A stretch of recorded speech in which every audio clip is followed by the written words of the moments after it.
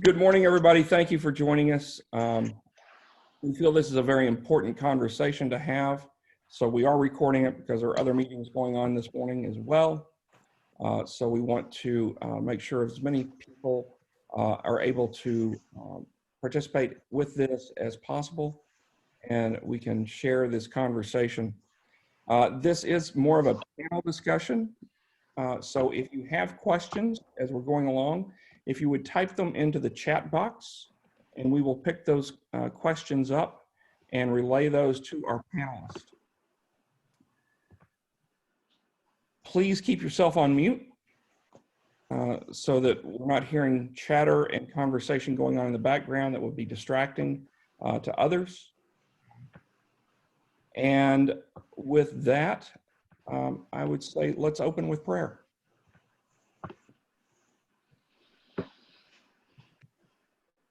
God of wonders, we come to you today as a people trying to figure out how to move forward in this world of COVID. We're trying to do what's right to protect all of your children and keep them safe. And we ask that you watch over us and guide us as we move forward through our personal lives and also through our church lives. As we reopen our congregations and we reopen our communities, that we do it safely and we do it in a way that brings justice to all of your people and not just those in power. We ask you to watch over us and keep us safe as we reopen our congregations. We ask all of this in the name of your Son, Jesus Christ. Amen. So we've got several people here who are going to be helping us move through this. And I'm going to ask that each of our participants, each of our panelists, just give us a brief description of, give us your name and who you're with as far as your congregation or your affiliation, and kind of your realm within the response to COVID-19, so everybody can kind of understand why you're here. So with that, I'm going to start with the one expert we do have and ask Lynette to introduce herself. Dr. Watkins? Good morning, everyone. My name is Lynette Watkins, and I am Chief Medical Officer of Baptist Health System, the 6 facilities in San Antonio, as well as Resolute Health. I also have the pleasure of being Chief Medical Officer for all of the tenant facilities in Texas, which includes El Paso, 2 hospitals in the Valley, and East Texas. And I have been very much involved in the clinical response to COVID-19 in San Antonio and South Texas, as well as participating in our Regional Advisory Council regarding the response for hospitals and healthcare systems. I am a regular worshiper at Madison Square Presbyterian Church and have served on their reentry team, and it's a pleasure to be here. Thank you. Thank you. Hannah, let's have you jump in and tell us how you fit into this whole thing. Okay, my name is Hannah McCann. In my personal life, I'm married to David McCann, who's at First Presbyterian Church in Weslaco. I serve on their session and of course have walked through this COVID process on that side of my life. My professional life, I'm the business manager. That's my title. I'm kind of like the administrative, in the world of ministers, I'd be the administrative pastor. But my title is business manager at St. Paul Lutheran Church. It's a Missouri Synod Lutheran Church in McAllen, Texas. The membership is just hovering around 400.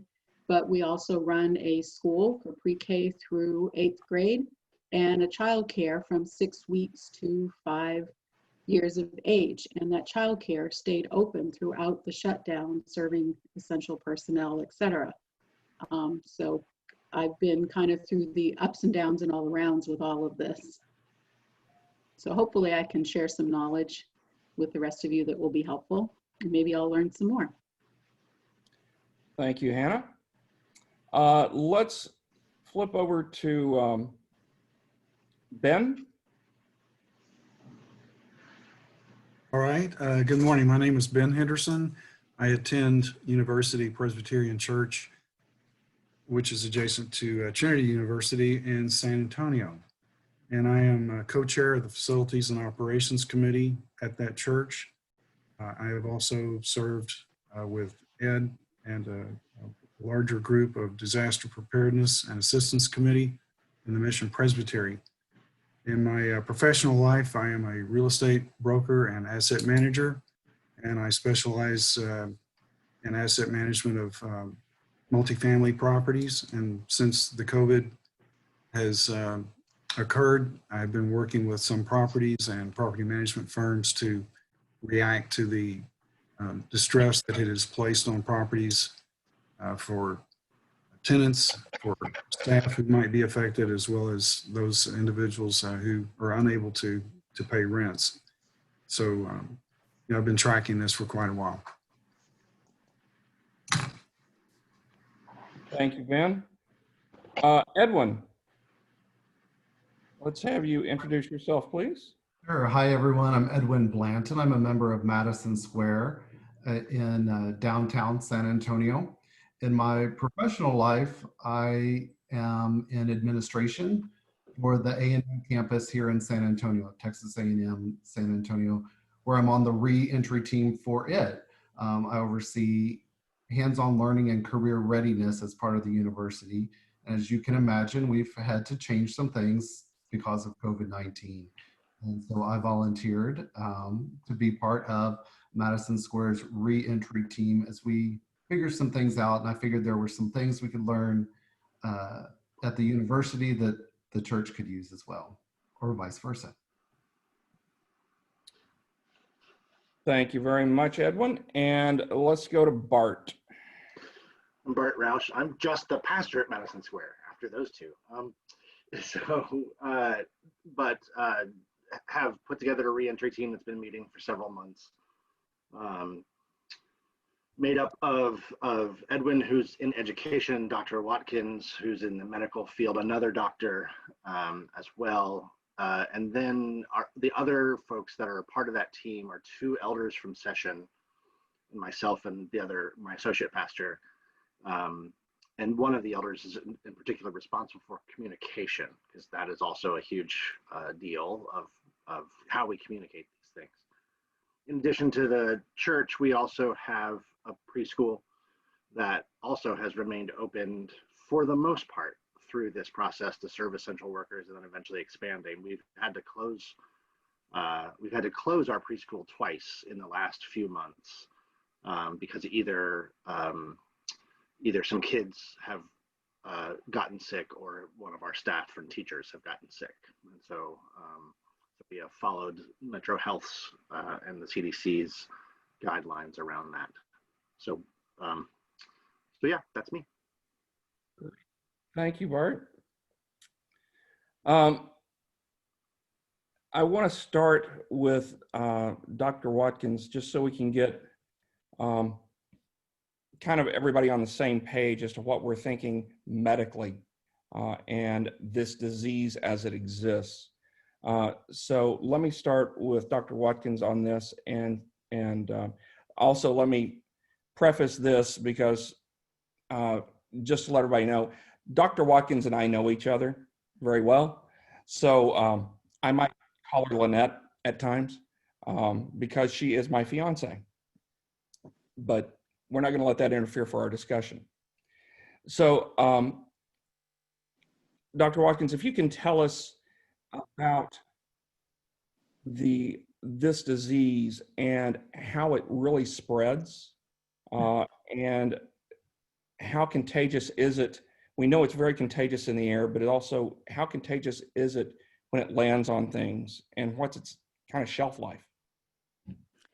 Sure. Good morning, everyone. The SARS-CoV-2 COVID-19 virus is what they call a novel virus. It's a new virus that was discovered. Actually, I know a lot of the press has been out in Far East Asia, but there have been multiple initiation points around the world. This is a respiratory virus, and that is how it is spread. It is respiratory droplet spread, and which is why you hear over and over again from health professionals such as myself and others in various forums that it's incredibly important to mask, to wash hands, and to social distance. So far in this country, we are approaching, unfortunately, close to 200,000 deaths. And several million, a couple million cases of exposure. It affects all ages, the very young, the more rare, to those who are older and what we call our at-risk populations, which are typically those who are over 60 to 65, who have other pre-existing or what we call comorbid conditions such as diabetes, hypertension. And one thing that we see, particularly in those that present who are younger, what we call morbid obesity or a body mass index of greater than 30. So the long and short of it is that we can all get it. And often those of us that feel as though we are, quote, healthy, COVID-19 is often the disease that shows us that we're vulnerable in other ways as well. But at its core, it is a respiratory disease. Although there can be other presentations, and in about 15 to 20%, some studies say higher, we have colleagues who are asymptomatic. So you can be a carrier and be infected, but not necessarily show symptoms, which is all the more reason why we all need to wear a mask, wash hands, and socially distance. As far as the virus living on surfaces, it is a hardy virus. It can be cleaned off with your usual disinfectants, etc. It's important to do so, and to do so in a way with agents that are on the market and have been tested. There have been a lot of discussions in the media and online about us as human beings taking disinfectants and bleach and etc. I would absolutely advise that not occur, because that is not going to work. We currently do not have a vaccine for this virus, although you're hearing in the media and there are some promising vaccines that are out there. I know we've heard a lot about the AstraZeneca one having a pretty significant neurologic side effect. But ultimately, we will not return to the normal or the new normal until we have a vaccine that is effective. What do we do in the hospitals in order to address patients with COVID-19? Unfortunately, the vast majority of it is supportive, and those that do enter the hospital often do for respiratory symptoms, along with dehydration. We often have to use supplemental oxygen and occasionally, and unfortunately, intubation and other methods. You've probably heard about convalescent plasma, where those who have had COVID-19 have developed antibodies. They donate plasma, and those antibodies are thought to help decrease the length of illness of COVID-19. Additionally, you've probably heard of medications that have been utilized out there. Remdesivir, which is an antiviral that has shown to also decrease the length of and decrease the severity of the illness.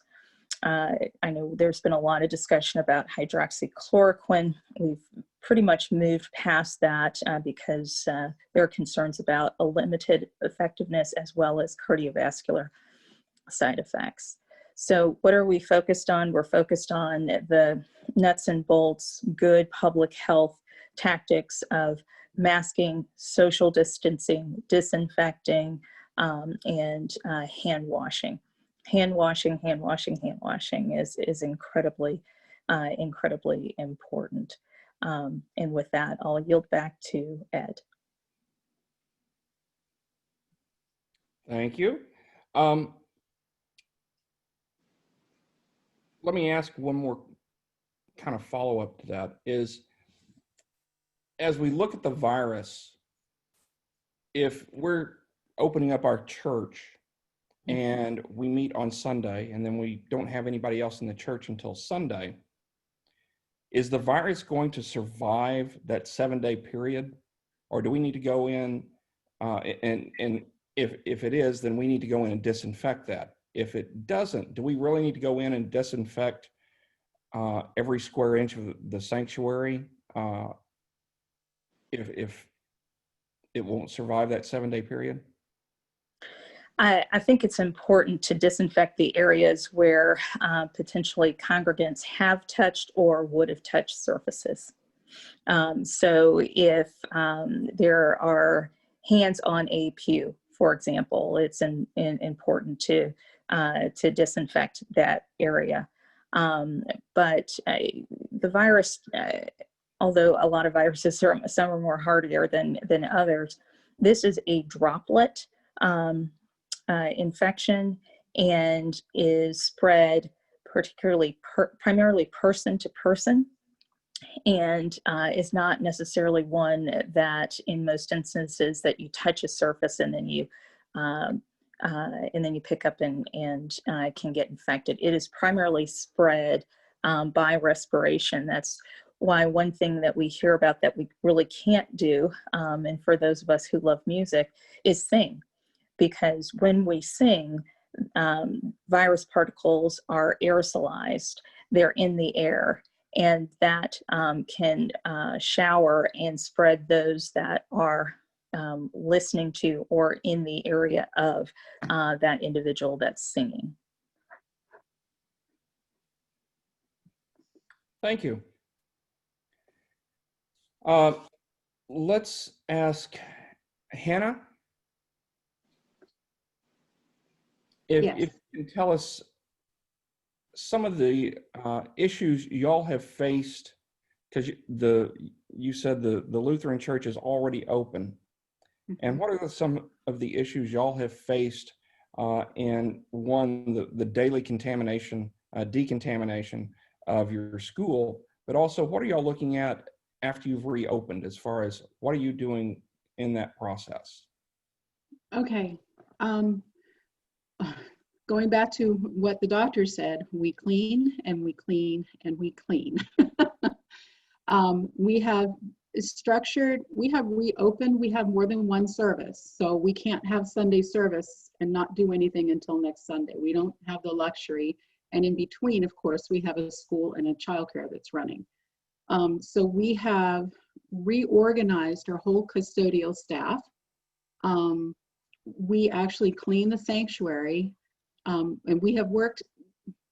we're blessed that we have a partnership with Cintas, and if you don't utilize them, don't be scared because they're a big company, because they are part of a communities, they have a new name now, it's a buying cooperative for nonprofits, so churches are eligible. So if you have a large church, you can actually obtain their sanitizing and all of those things at a reasonable price. And we were blessed to find out about that beforehand, but we have worked very closely with them, and they're knowledgeable people. So when we have services, we have designated our Saturday 5 o'clock service for those people that are 65 and older and have underlying conditions. With the idea that hopefully they will voluntarily come to that service. And that's the population we have in that service. Sunday morning, we have a service at 8 and another one at 10:45. We've chosen not to restart the 9:30 service to give us time in between to let the 8 o'clock people depart and then the 10:45 people enter. Both services are held in 2 different parts of the building, so that eases the sanitizing issue. But it allows those 2 different church populations. The 8 a.m. is a traditional service, the 10:45 is contemporary.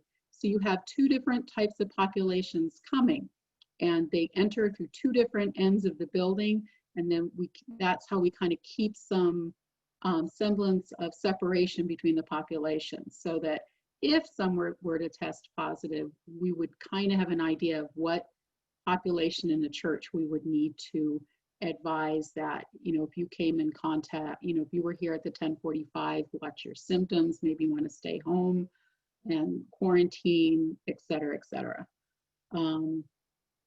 So that's how we've done it. We have custodians that are there on Sunday where they didn't used to be, to clean bathrooms and everything between the services, and do that. We've removed all hymnals from the pews. Everything is on the screen. There are no bulletins handed out.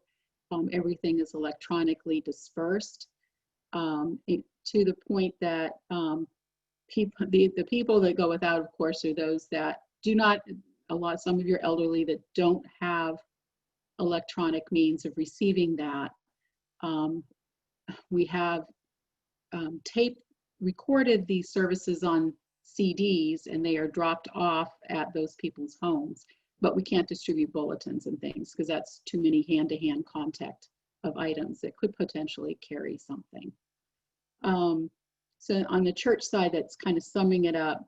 The childcare is the same thing from the get-go. And what we have done is the childcare has the most stringent regulations. The school has their own regulations. They're a little bit more relaxed than the childcare. And so we structured everything based on what we have to meet for childcare, because that makes it easy. And we developed their operations manual, and then we developed the school, because the school went home in March for spring break and never came back. They were all educated at home. Teachers taught online from their homes. The children were all online at their homes. We did open up August 19th. There is no cafeteria any longer. The students eat lunch. We do have a food service in the building. We have our own food service. Meals are cooked, put into to-go. You're all familiar with the Styrofoam to-go, and they are taken to the classroom and handed out. Everybody, new pair of gloves when you pick up the carton of food and put it on the child's place, the whole 9 yards, to keep that as safe as we possibly can. So far, we've operated with no children and no teachers testing positive or exhibiting symptoms. Through the childcare, through the shutdown, we went to, in the morning, the kids as they came, because they don't all come in one group, they start coming at 7 o'clock in the morning. We used to gather them, and then as that room got full, we would split them out into their age-based rooms. We do not do that anymore. That's become an expense we've had to bear, and that we have to have the teachers there from morning until evening, because each age group stays in its cohort in its room. They don't commingle. That way we can isolate what teachers have contact with what students, et cetera, et cetera.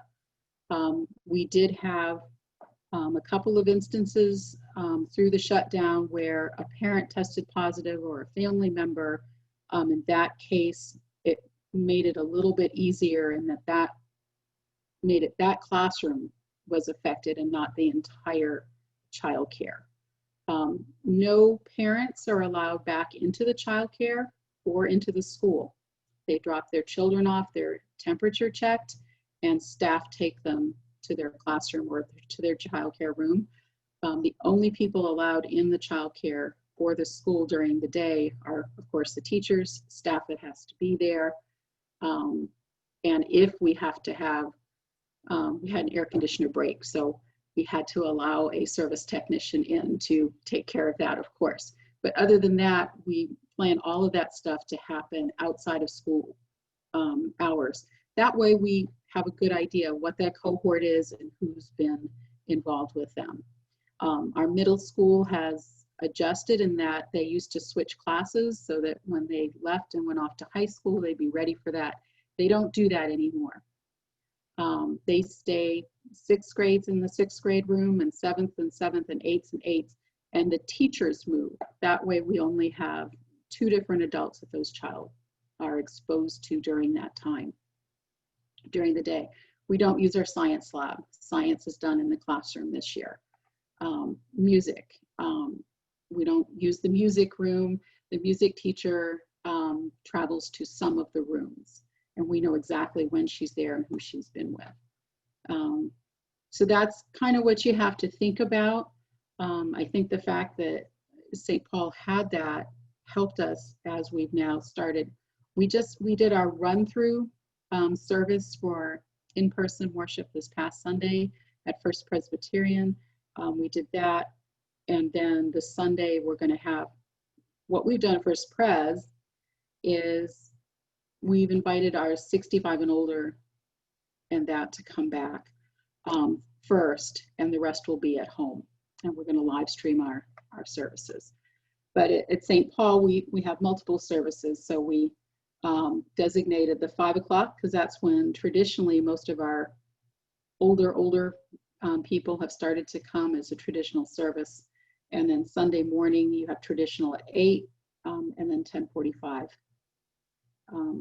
And even though the church would rather have one sanctuary rather than have to use its gym for the contemporary, and we were going to start a whole building project, which has kind of been put to the side now because of COVID. Right now, it's been a blessing in that we can actually have some separation within the congregation. So we have an idea if we were made aware of a positive case, we would know what segment of the congregation we really needed to work with to take the necessary precautions to make sure that they weren't exposed and carrying it. Okay, thank you, Hannah. That gives us a great idea as to what can be done and some things we can do in this process.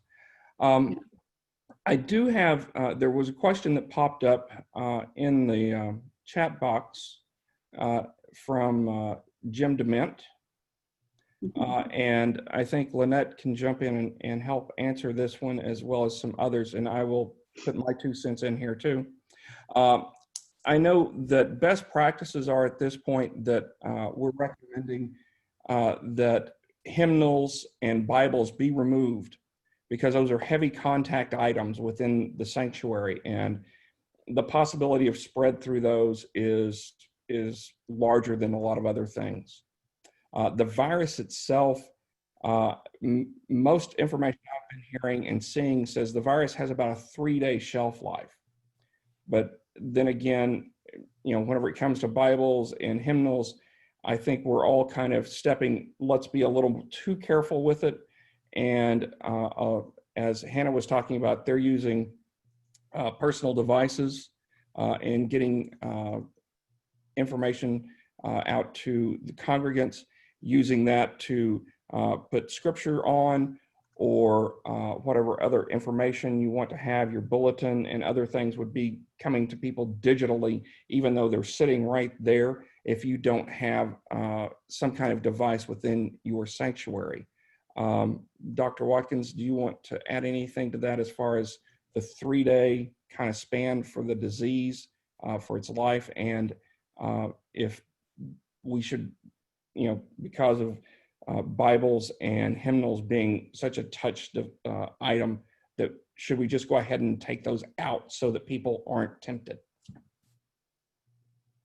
And you're muted. Thank you. So I did see in the chat 3 days. I've seen everything from 3 to 5 days that the virus can potentially live on a surface. But again, I want to reiterate that this is a respiratory droplet infection. And it is the frequency or however often an object is touched that increases its risk of being a potential surface carrier of the virus. CDC.gov, and actually I'm on this on the website now, has a very detailed listing of household items and cleaning and EPA approved disinfectants to use.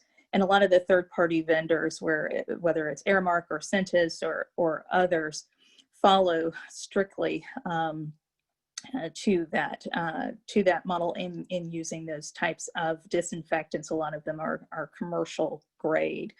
But the bottom line is, if there is an object or an area or a surface that is visibly dirty or is a high touch type of object, whether it be a hymnal or touching a pew or what have you, those are the areas that really need to be cleaned. And actually CDC.gov does have some recommendations and guidelines for different types of surfaces and how to clean. I think the bottom line is, if it's being touched often, whether it's a doorknob or a hymnal or a pew, it's important to clean it. Thank you. Just looking at a few more things here because we've got a few more questions coming in. Hannah, just as a quick thing here, the company that y'all are using has been asked, is that Cintas, C-I-N-T-A-S? Yes, yes. Okay, just to clarify that for everybody. Mhm. I'm going to switch over now, and I'm going to bring up a screen here. Hopefully this is going to be the right one. Yeah, there we go. You should be looking at the return in-person gathering for Madison Square. And I'm going to ask Bart and Edwin to kind of go over this for us as to how they are putting this together and their thought process, so that everybody can kind of see what's going on here and they can take this and emulate this. We want you to know we're not trying to tell any congregation how they should open. We're trying to look at best practices here. So that when you feel it's time to open your congregation, you've got some perspective as to things to do and some ideas and concepts to latch onto. So let me ask Edwin and Bart to kind of go through this for us. Do you mind if I jump in first, Edwin? Go right ahead. Okay, so a few things to frame this for you. So one phrase that has been continually helpful for me as I meet with the reentry team and with session, and as we think about this, is are a few things. But one phrase that someone said to me is, you will never know if you have been too cautious, but you will certainly know if you weren't cautious enough. And it is our goal not to be on the news, basically. So that's kind of one assumption that's not listed on this piece of paper. The other is that you'll see on this sheet of paper that we've communicated with the congregation that we start with. Oop, and it went away for a minute. So if you can't find it again, Ed, I can bring it back up. But is balancing. There's all the medical stuff and there's all the protocols that you've heard about already, or that we've talked about, and that I'm sure we have tons of questions on. And in addition to those medical protocols or those scientific protocols and concerns, for us is also a theological concern. And so we have framed things in terms of our theology and our values as well, not just what's allowable or what the health officials and city officials say. And so for us at Madison Square, we have talked about a framework around a few things And I'm going to pull it up on my own here. Do you want me to share my screen, Ed? Will that be helpful? All right, hold on 1 second here. All right, hopefully you can see that. Yes? No? Okay. There we go. All right. So,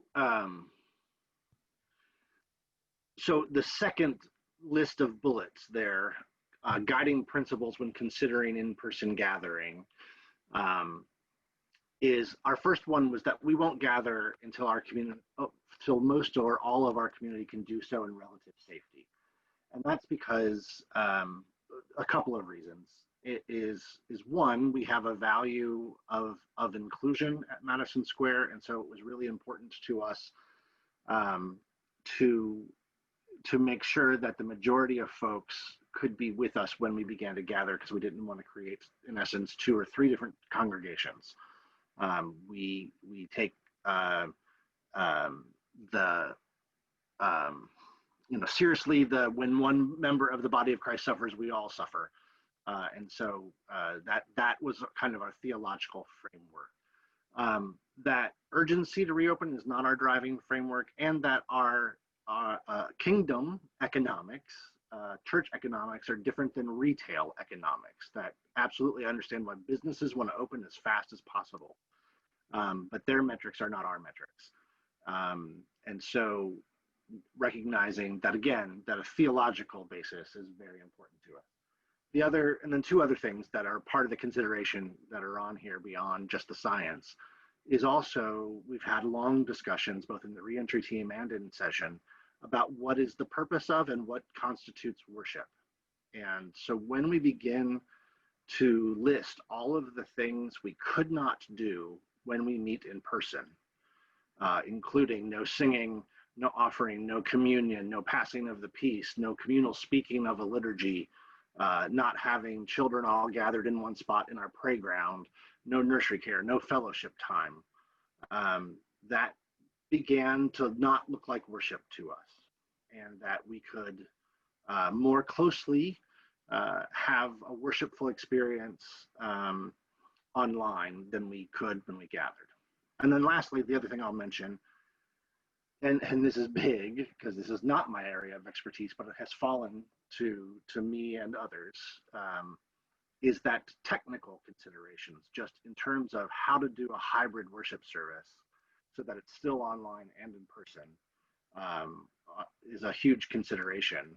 And because if we do gather, or when we begin to gather again in person, and we still know we'll have a large portion of our congregation virtual, we don't, again, want to separate them out. So just figuring things out technically is difficult, knowing that some of our leadership would be off-site, while some of it would be on-site, knowing that some of our congregants would be on-site and off-site. And then the other thing I'll say is this depends upon, when we begin to gather again, it depends on people's self-monitoring.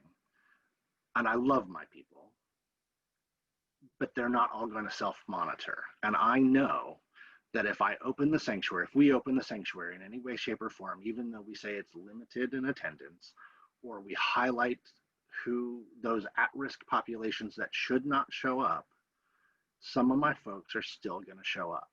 And in fact, there's one member who has an autoimmune underlying condition, and she's like, as soon as you say we can come, I am there. And I have said that's not wise.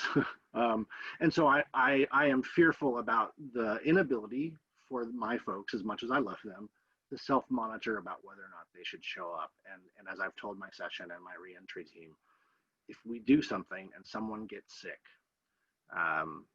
I'll never forgive myself as the pastor of this church. So, Edwin, do you want to throw in anything there? Right. So, I think it's very interesting. I don't know if any of you remember like the saying, Elvis has left the building. In many ways, I feel like, it's like the church has left the building, because as we all know, the church is not the building. And in some ways, I believe the community that we have has grown even stronger the last 6 months in many, many ways. This document here, which I believe we will be sharing with you all, was developed by multiple people on the reentry team. And so I do want to talk about the importance of that team. And there's a partnering document that's more infographic that goes with that. So it's the USA Today version that I like to mention, which is just a lot easier to absorb. Talking about the different possible reentry phases. One of the key things that we have done as a reentry team is that we're made up of different individuals, not only our two pastors, two medical doctors, Dr. Watkins being one of them, as well as, myself, that I'm just, there with my own experience. And then also someone that is key in communication, because communication is extremely important during this time. And so I just want to kind of reiterate those points.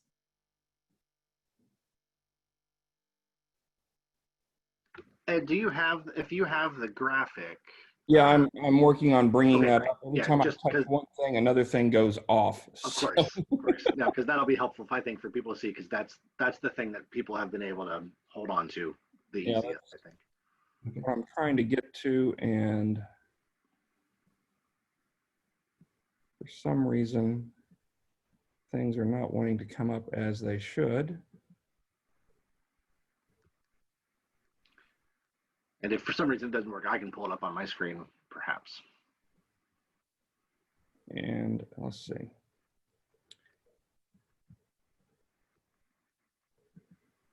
Well, while one of you work on that, maybe I can start talking about it. Okay, go ahead. All right. So in it, we really highlight 4 different phases. Currently, we're in the dispersed phase. So this is exclusively online. Now, online wasn't new to us. We had, even before COVID-19, done some Facebook Live, which was always wonderful. If for myself, before the pandemic, I traveled quite a bit, could attend while not in San Antonio, could still attend or still watch the service by Facebook online. But we became really much more proficient at using technology for that and are exclusively online. We do have some metrics for when we would then move to, here we are. All right. Into moving to the emerging. So exclusively online worship, but some limited groups. And so, Bart, now it's up on the screen. Do you want to take it from here, or? No, you keep going. You're good. Okay, great. So exclusively online worship, where we have limited groups. So possibly in-person, socially distant groups for limited amounts of time. We're fortunate that we're right across the street from a park. We do have some outdoor facilities. Possible hospital visits could begin again. However, we would still limit and not have outside groups using our facilities. One of our many missions is supporting recovery groups that do use our facilities, and so that has not occurred for several months now. But also during this emerging phase, really talking with the individuals who are at high risk to just participate online with us. Beyond emerging, moving into gatherings. So online worship, we could have expanded group gatherings and events. Perhaps this would involve small groups. So for instance, in my neighborhood, other members of Madison Square that live close to me may choose to come over, and we could watch the Sunday morning service together as a small group. Possibly again having outside events with larger groups, and then hospital and home visits allowed and then moving to reunited adapting. And so this isn't exclusively entirely back to the way it once was, let's say, in January of this year, but it could return in a manner that is appropriate and safe for us to then worship again on Sunday mornings and many other activities.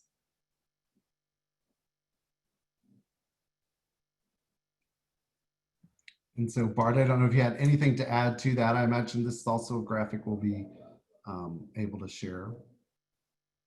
Nope, I think you covered it well. All right, thank you. And if y'all are keeping an eye on the chat, there is a link that Jen threw in for us that is the link to the Dropbox, where all the documents that we've got that we felt like were pertinent to this discussion are there. And I will try and show everybody those documents. Some of them are several pages long. I think Madison Square has done a very good job at one, creating a graphic that's easy to look at, as well as a kind of a good rundown as to how they're thinking about things. But we also have CDC guidelines. We have some, I think there might be a FEMA guideline in there. There's several organizations, and there's also a piece from insurance as to maybe some way to look at this through an insurance type of situation as well. So let's go, let me turn off the screen share here.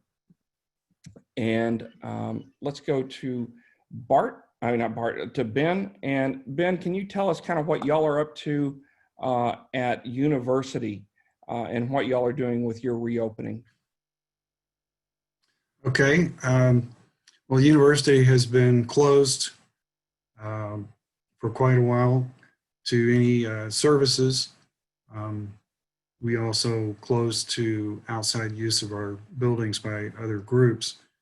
We do have a school on site, and that facility reopened in early July. Their capacity prior to closing the school was 90, 95 students, young children.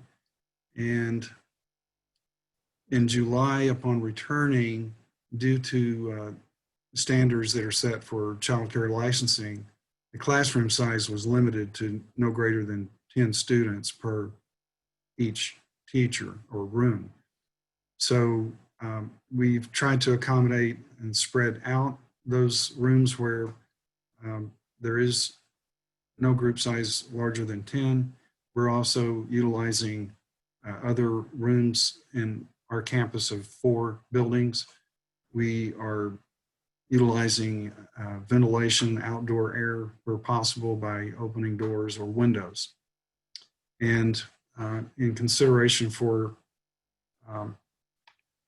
first responders and essential persons in the community, those who have children that need care are given higher priority. And then there was a sequencing of enrolling and accepting returning children in larger groups as the weeks go on.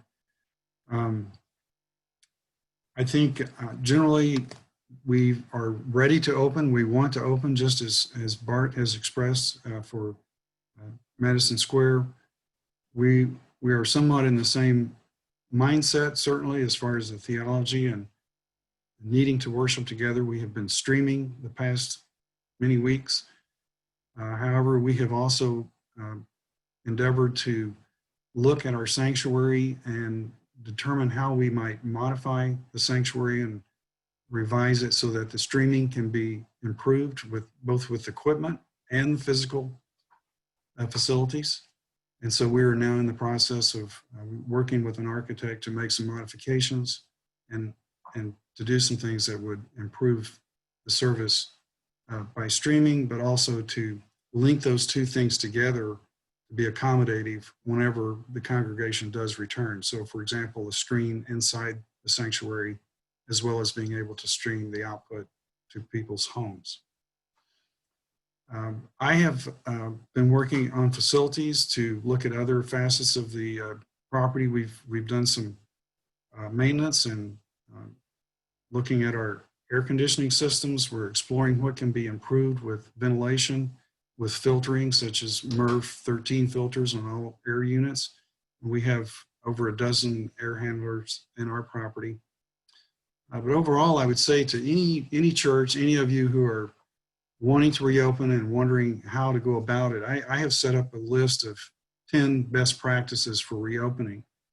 And I can share that with you. It's the first is just basically to follow safety protocols.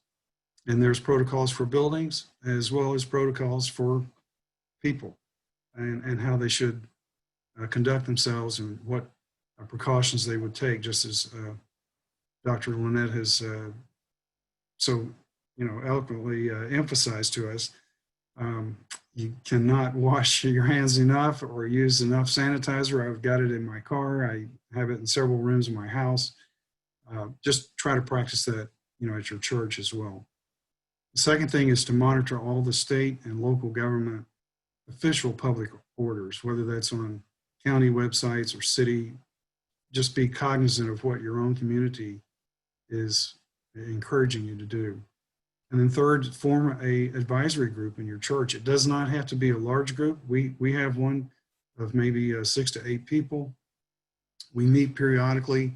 We make recommendations to our session, but we don't have power to apply any particular rule or conduct at the church. Fourth is to determine the limits of the number of people your site can accommodate. And I think Hannah has spoken to this already with regards to their multiple services that they have and the fact that they use different rooms at different times. That's really an excellent way to work around the situation. We're currently exploring and have recently met this week to talk about an outdoor service, and we want to recommend that to our session, and we'll probably start with that very soon. The fifth thing is to develop a detailed plan that's tailored to your church site. And with regards to the documents that Ed just mentioned, there are a lot of ideas out there and a lot of protocols that have already been established.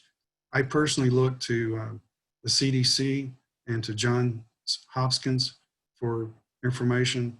I think there are other experts out, Dr. Fauci, for instance, giving us indications of how long we should plan on things or what environment we should plan to be in for the next many months. The sixth item is to contact your insurance provider. Just be aware of your liabilities on your property with your congregation or the way that you're planning to reopen, particularly if you have schools or other outside users at your property. And then seventh is to involve your session. Meet with the session, ask the session to make those decisions that you need to be making as far as reopening, when and how and under what rules. And speaking of rules, begin to plan somehow on the contingent local conditions and the latest developments. What the timelines are. What is the case count in each of your communities? One rate that can be looked at is the percent positivity rate. And that, for some communities, the San Antonio, I think, is our local government is looking at somewhere around 5% positivity as a target rate. I have heard in our own disaster preparedness group within the Presbytery that some communities would like to look as low as 2%. So figure out for your community what you think is a safe environment for you to begin to return to your church. Finally, getting to your plan, identify a coordinator, have someone in charge of your plans to reopen. Make sure, as Hannah has said, to be cleaning and sanitizing as necessary. We're already doing that with our school. And we did have an incident after opening in early July where a member of the staff tested positive, and I think that person also had some family members. So the school closed, We closed the building where that person had been working. No one went into that room for a couple of days, and then we went in and sanitized. And then that brought forth the need for a plan to be ready in case that were to happen again. So that brings me to my 10th point, and that's to prepare for any adjustments in your reopening. Particularly ask yourself 2 questions. What would happen if someone tests positive, whether it's a staff member or in your congregation? What will you do? What is the written approach that you're going to take to cure that? And then secondly, plan for streaming services to those who cannot return to church. Because I think as much as people do want to come back to church, there will be some who cannot. They may be isolated, very elderly, perhaps in a wheelchair, or just too difficult to make it back to church, and reluctant, as long as there is no vaccine or no absolute cure or prevention for the disease. So having a plan and just being able to accommodate those who are not in church with you would be an eventuality that you need to think about. Thank you, Ben. You're welcome. One of the things, a lot of things keep coming up in my mind that we need to discuss, and we don't have that much time. But one of the questions that has come up that I want to throw back out to a couple of people is about singing. And I know a lot of people want to come back and be able to sing in church. And as most all of us have heard, singing is probably one of the most dangerous things we can do with this disease because it projects the virus. It puts the particulates out. So we want to be very careful about singing. So here's one that I'm going to throw out to Dr. Watkins and to Bart as well, and Hannah, if y'all have had any kind of relationship with this, and let y'all kind of jump in here and discuss this and bring some thoughts. Here's first part. If everyone is wearing a mask during service, is singing still a spreading issue? And the other one is, if we're having an outdoor service, why can't we sing? So let me open it up to the 3 of y'all for that. So Ed, I can start with the first question. So the short answer is that even with a mask, and I preface that by saying a mask that is worn appropriately, that covers the nose and the mouth, that there is still a risk, even with singing, of transmittal of the virus, because the one thing that the mask does not cover are the eyes. And the eyes have mucous membranes as well. And there have been some studies that have shown that virus can occur in the lining part of the eyes as well. So not only during singing is the particulate matter spread, but it's suspended in air and can travel for more than 6 feet. So it's important, even with masking, that singing not occur particularly in an indoor area because of those risks, and because the mask is covering 2 of the important mucous membrane areas, but not the third. Someone just asked about humming. I guess it depends on how you hum. But any sort of respiratory or oral particulate matter has the ability to travel, particularly with the virus, and the virus is extremely contagious. There is potentially less of a risk in an outdoor area if you're more than 6 to 8 feet, but the risk is still there. So that's why, particularly when you hear and see on websites, and I know Ben had mentioned Johns Hopkins, which is an important resource as well. But again, cdc.gov talks about the risks of singing are just as high as someone who is positive, who coughs in who sneezes, or even talking. So it's important to wear the mask, to socially distance, and to avoid singing when possible. Thank you. This is Bart. I'll jump in real quick. The American, I just looked it up. There is a website, acda.org, the American Choral Directors Association, that has an entire page on a whole host of resources about anything you want to know about singing and COVID. And so I won't get into the science, but there's been plenty there have been some studies on singing, humming, playing of instruments, and COVID, not all of them peer reviewed and some of them preliminary. And it's about risk. So I desperately want to sing, and I desperately want to sing with people. And so, but it's from everything I've read, it's just not safe. And even if you're outdoors, so think of things in terms of this. It is type of activity, duration of activity, and environment.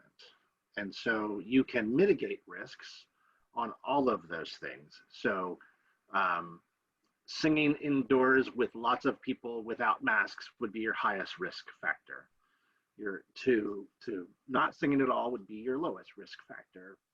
And then it's a spectrum. And so it's just about risk tolerance in there. So even if you're outdoors, those aerosols can live in the air for quite some time. If you're gathered for an hour and you're downwind of someone, you'll be exposed to those aerosols, even if you're 12 to 20 feet away.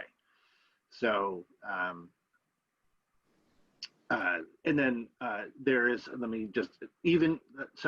there's another website or a Facebook group called, and I'll look it up and I'll send it to Ed. But it's something like Clergy and COVID Response. And there's about 7,000 clergy members on this Facebook group. And they're constantly, that's where I get a lot of my information, because they post to scientific articles, they talk about practices. There's a wealth of information, and it's overwhelming. But every question we've asked is on there, from, is it okay if it's a soloist who's standing 20 feet away? Is it okay if it's humming? Just know, again, about self-regulating behavior. If you have one person singing and it's a familiar song that everyone loves, people will start singing. They won't be able to help themselves. So even if you tell them not to, and I don't want to police people in that way. So I feel all of your anxiety and pain and desire to do things the way we've always done them. We're just not there yet. Hannah, do you have anything more to add to this discussion? No, not really. We have not brought back the choir at St. Paul's for all those reasons. In the traditional service, they would typically be in the balcony, and that would be like showering the whole congregation. Not good. The traditional uses a contemporary band. I know they've taped a lot of their music prior to, so they've been using a lot of tape music in the contemporary.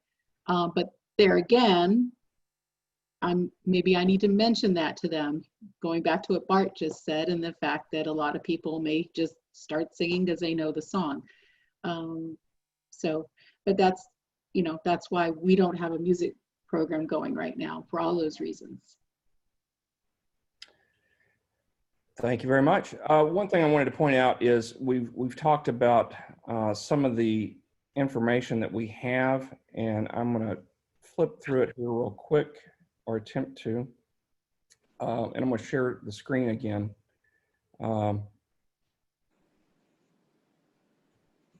And I'm going to start back where we were with the piece from Madison Square. But let me come back up here, and this is a piece from the insurance board.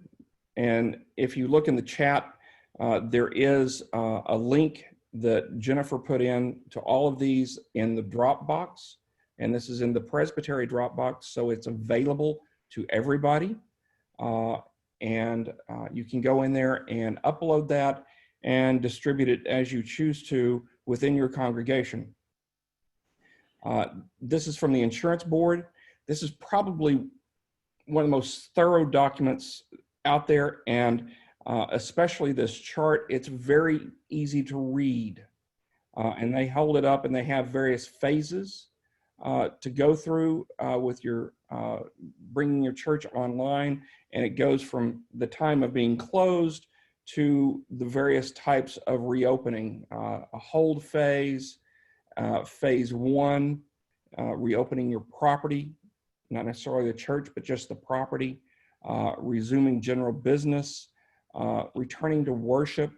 They have really touched on as many of these concepts and ideas as they can think of. And it's a very good document, and it brings some of the insurance aspects into this, which is liability is something we need to think about.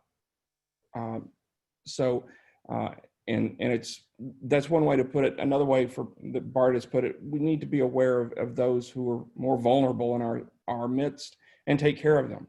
So you can look at it as a liability or trying to help people and keep people safe. But either way, it's something that we need to address and look at. We also have in this some important links for the government about COVID-19 and resources. There are some federal resources here, including the CDC and FEMA, the Governor's Strike Force, and there's another one in there as well. I think that one's just a one-page document. This is the Open Texas, and it's a few pages long, not a lot, but it addresses many things and gives you kind of a checklist of ideas for things to go through as you're trying to reopen. Of course, we have the PCUSA guidelines, which you should be looking at as well. And what are some of the concepts and ideas coming from our denomination? Family Research Council gives yet more guidelines. A lot of these are overlapping, okay? They're saying a lot of the same things, and we want to reinforce some of these things so that whenever people are asking them, we can, show that there's more than one source point for this information. This is one from Humanitarian Disaster Institute, and we actually have two of these in here that are a little bit different. They're very long documents, multiple pages, but they are rich with information. And this one happens to be a practical guide for church members. So if you have church members that are really wanting to understand this, this might be something to share with them. And this is another checklist from Humanitarian again. And then this one is a step-by-step, biblically based and researched approach to resuming in-person ministry, again, through Humanitarian Disaster Institute. And then the last one that we have here is a state-by-state guidelines for reopening. Excuse me. So all of these resources are in that link that Jen put up there. So you can pull from all of these as you choose or you want. So I wanted to point that out and make sure everybody knew where that was. Another question that came up was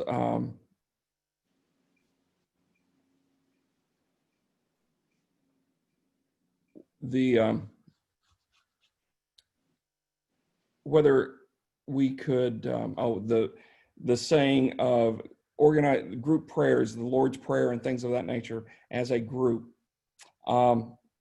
Again, and it was asked, can we do that unmasked? The answer is no.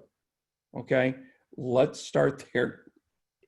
Masks are the one barrier we can put up to this disease. and whether you're going to be in the congregation, inside, in the sanctuary, or you're going to be outside. If someone is on a microphone, they're not having to project as much, they can be heard well. But if you don't have microphones and people are having to project their voice to be heard, if it's outside or inside, they are spreading more particulates. And we want to stop that. Masking is the one thing we can do to help do that. And as Dr. Watkins has said, we don't want to do that when we're singing at all. Even masking doesn't help. But I'll ask her to address this question. Should we unmask to say the Lord's Prayer, whether indoor or outdoor? No. Whether it's singing or talking, it is important to keep your mask on. It is one of the 3 big tools that we have right now because we do not have a vaccine that keeps us and our neighbors and our community safe. It is incredibly important to have a mask on and to wear it so that it's fitting over the nose and mouth. There are definitely some masks that are better than others. There are some that have external filters which protect the person that's wearing it, but not the person that is next to that individual. So again, it's incredibly important to wear a mask. I know there was a question about contact tracing and risk and exposure. The highest amount of exposure is if you are next to someone, you're both unmasked for at least 15 minutes, although some of the guidance has been even less than that, within 6 feet. That's where you have the highest risk of developing COVID-19. And again, a significant percentage of folks that have COVID-19 are asymptomatic. I know there was a question about what about face shields? Face shields are helpful, but they are not most effective when worn alone. It is incredibly important to protect the respiratory passages, particularly the nose and the mouth, with a mask. So wearing a mask, if you can and are able, or in a situation where you do have a face shield, having that face shield as well is incredibly important. But at a minimum, wear a mask. Do it for you. Do it for your congregants. Do it for each other. Do it for your family. Okay, Dr. Watkins, another question has come up. This one saying, should we stay masked to preach on a microphone? And knowing that most of our pulpits are probably a good 10 feet, maybe even 20 feet from anybody in front of them, and hopefully there's no choir behind them. If you're preaching to a microphone, which is basically a normal speaking level, you're not overly projecting, is it safe to preach without a mask if you've got a microphone and you've got the distance?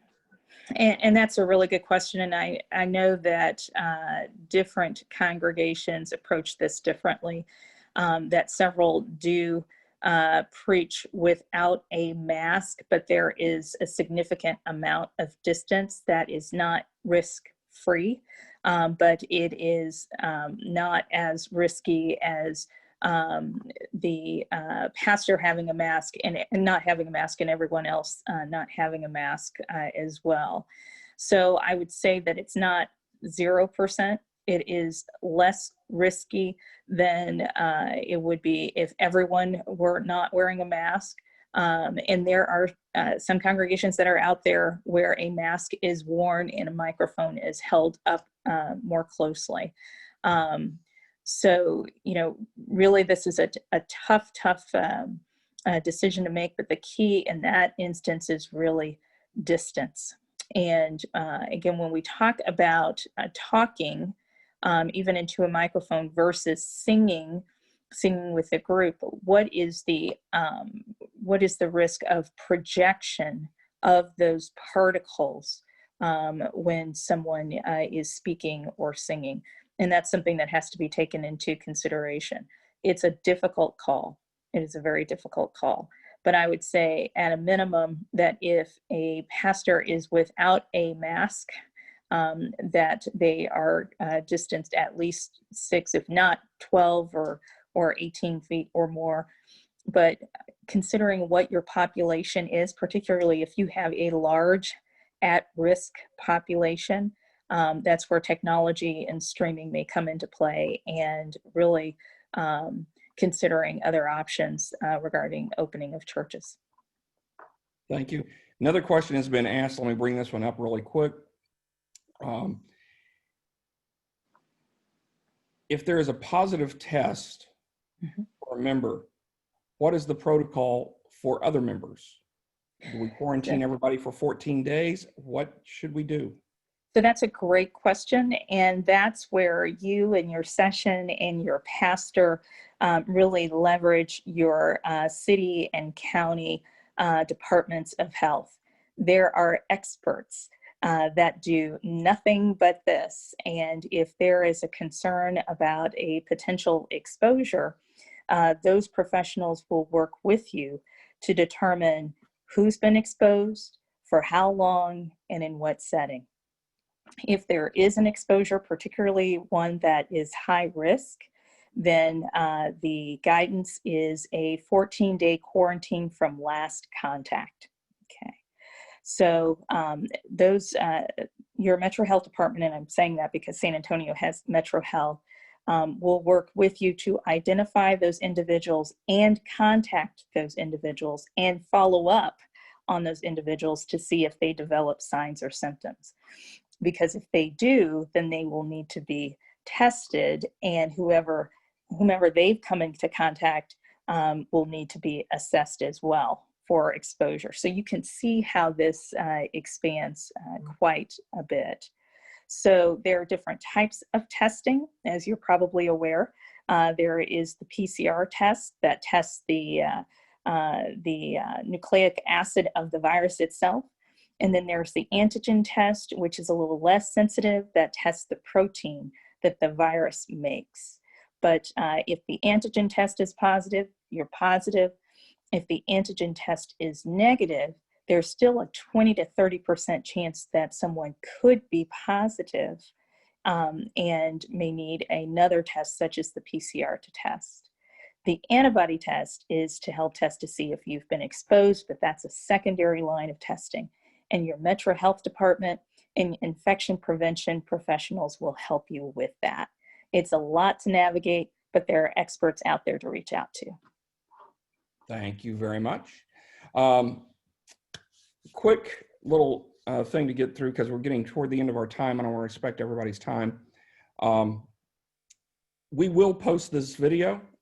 It will be posted on the Mission Presbytery YouTube site, and then we will link that into the Mission Presbytery Facebook page. So that's all there.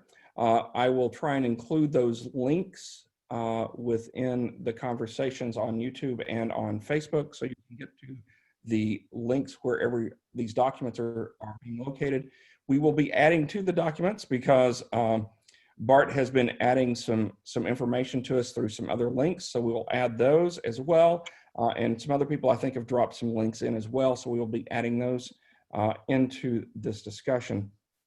And I'm trying to get through all the questions that have been coming up. We had some that we kind of had in our back pocket to start, and we haven't even really gotten to those, but we've already answered some of them. One of the questions that was asked, how do you prepare to address mission work for other disasters such as fire or flooding as part of your church's reopening plan?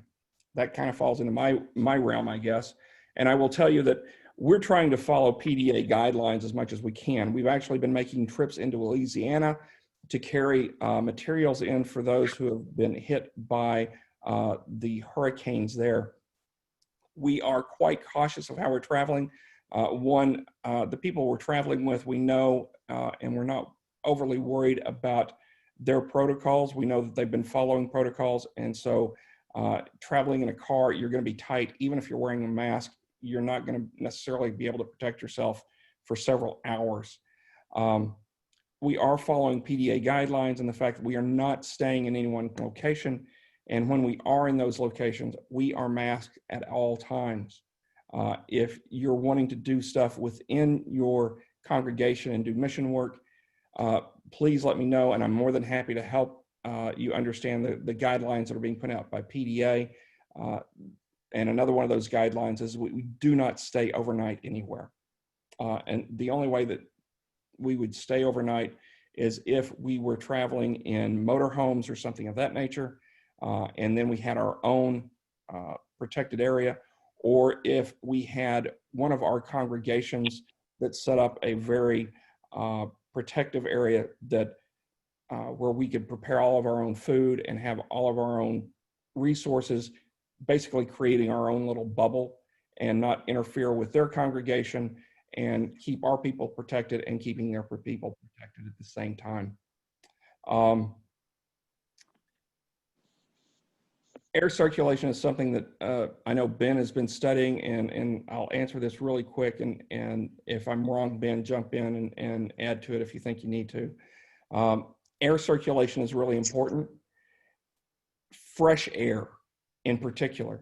And we're getting into the time of year where we can actually open our doors and windows if we can open the doors and windows to the outside from our congregations, and let some fresh air in. If you're going to have people in there, that's a great idea. See how much air circulation you can get going. Most of our facilities don't have the air handlers that are going to have the exchange rate that we really need.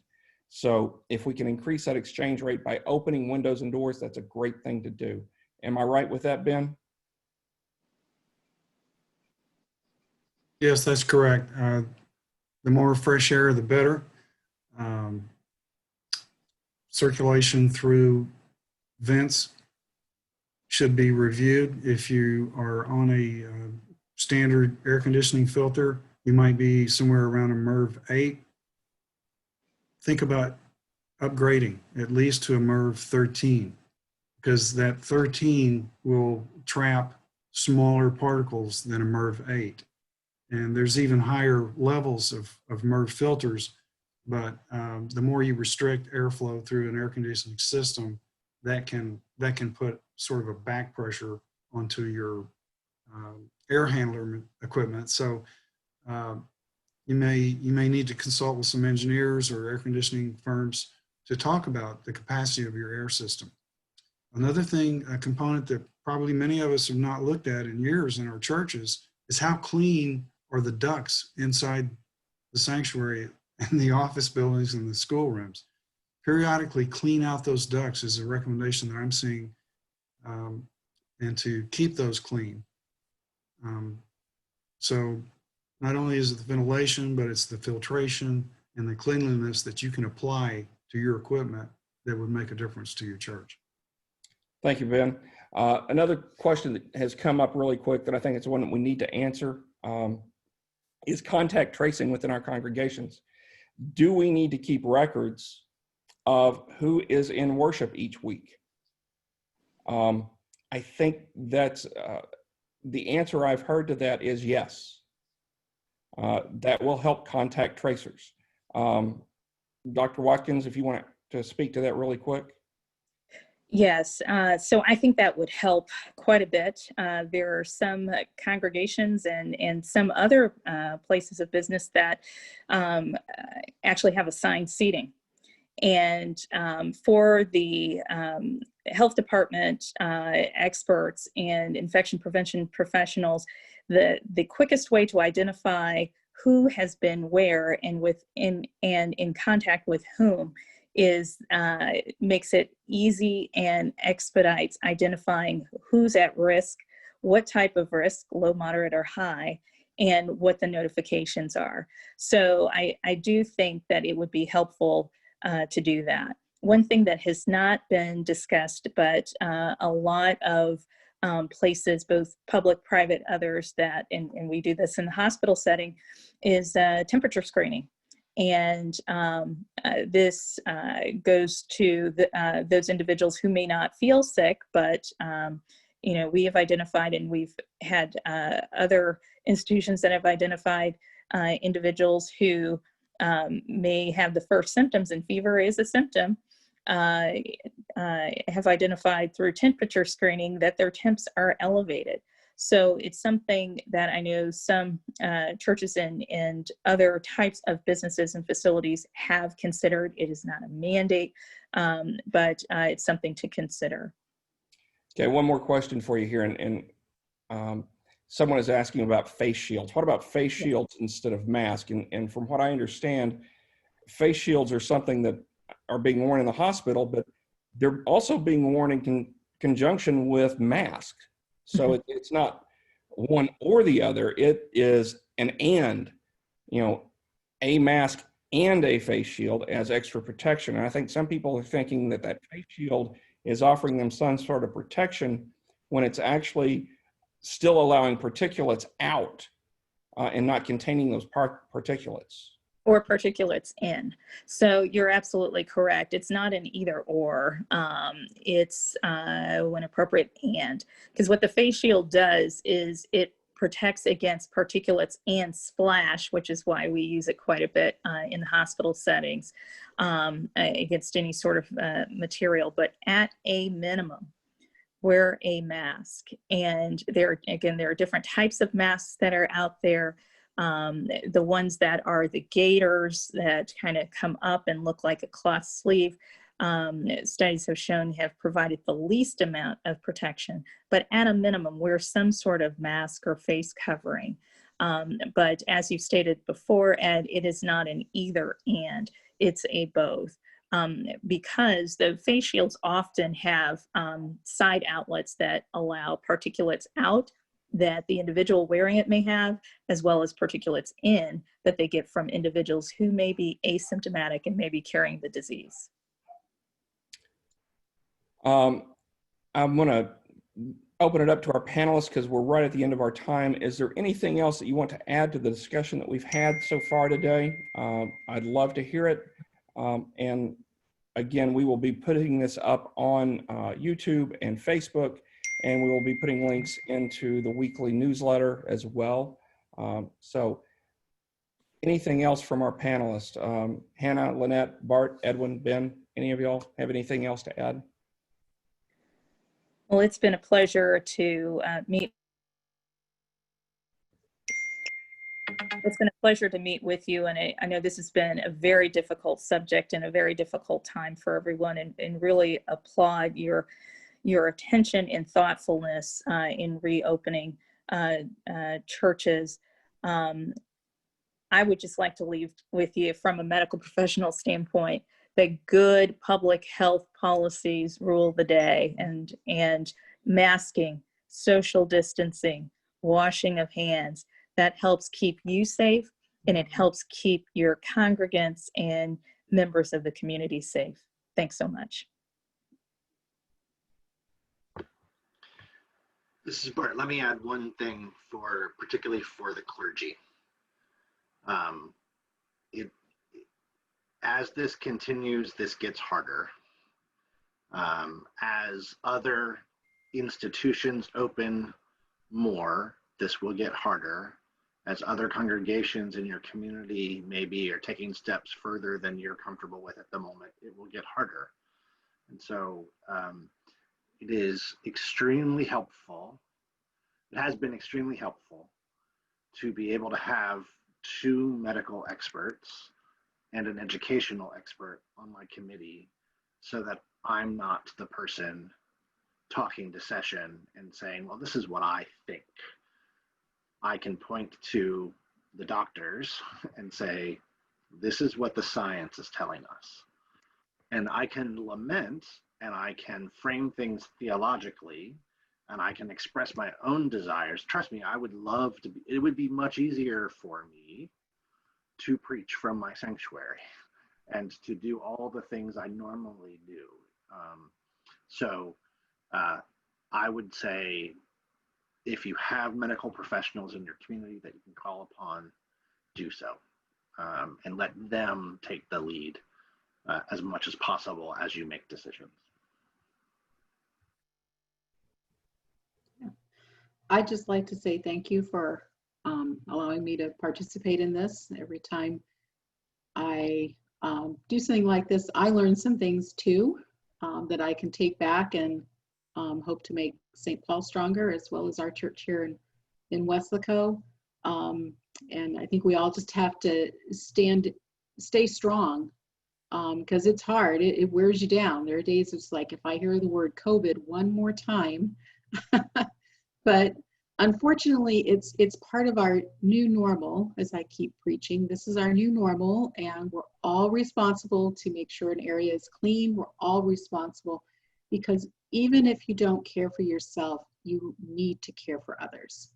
And I think that's so important. And maybe this is a humbling experience for all of us to remember to care for those around us, even when it's hard. So, but thank you all. And I've learned some things. If there's anything that I can do or be a sounding board, or you have questions, I'm either accessible through my husband, David, or I'll put my email and my work number. I'll just put my cell phone in the chat. That way you can contact me if you think of things, because I'm sure there's a lot of stuff that I didn't cover, because I don't want to bore you all to death. And so just I'm there for anybody that needs a ear, or maybe I have an idea for you. So thank you. Appreciate it. Ben? Just one other nuance I will add to the comments I made a moment ago about air quality. There was something that I did not mention, and that is the air temperature itself can even be important. And there was something that I found on the Global Heat Health Index Information Network that they've put out a paper, and they recommend setting thermostats in a temperature range of 75 degrees to 80.5 degrees. And also trying to maintain your relative humidity at a range of about 50 to 60% inside of a building, because that in itself apparently can affect the length of time that the virus can survive.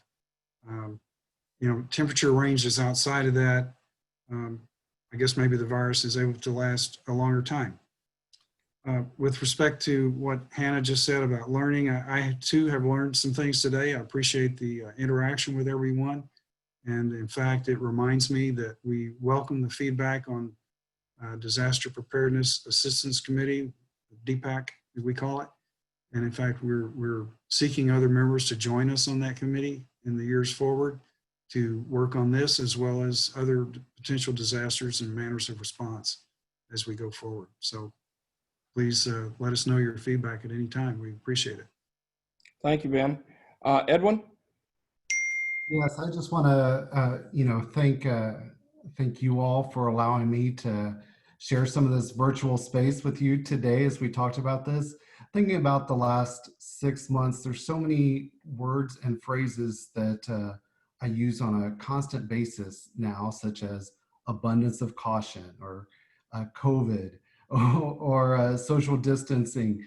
Many of these terms that have become so normal, part of the new normal, another term that I wish we really didn't have, because I wish we were in a pre-COVID-19 world, but we are here. And so I really appreciate the fact that we are able to come together and share resources and talk about what could be a best, what are the best practices when it comes to reopening. So thank you again. Thank you, Edwin. I hope this video is a resource for everybody, and I'm sure all of the linked aspects are into the Dropbox and other areas. This is a great resource to show, hopefully, your session and church members so they understand what we're dealing with and how we need to think about these things. If you have any questions, please feel free to contact me at the Presbytery office. It's Ed Sackett, and I am the Disaster Recovery Coordinator. And I'm happy to try and help answer any questions. And if I don't have an answer, I'm sure we can find someone who does. So again, thank y'all very much. And to be respectful of your time, thank you for joining us today. And God's grace be with all of you.